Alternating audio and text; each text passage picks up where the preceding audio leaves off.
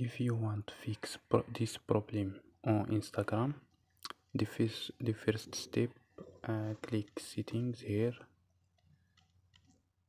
and click apps and notifications. Click apps,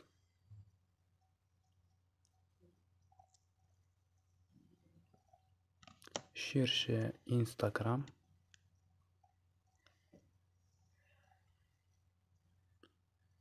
and click storage.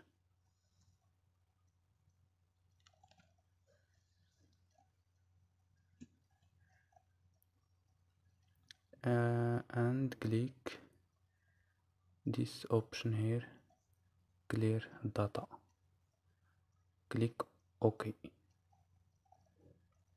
So don't forget like and subscribe. Bye.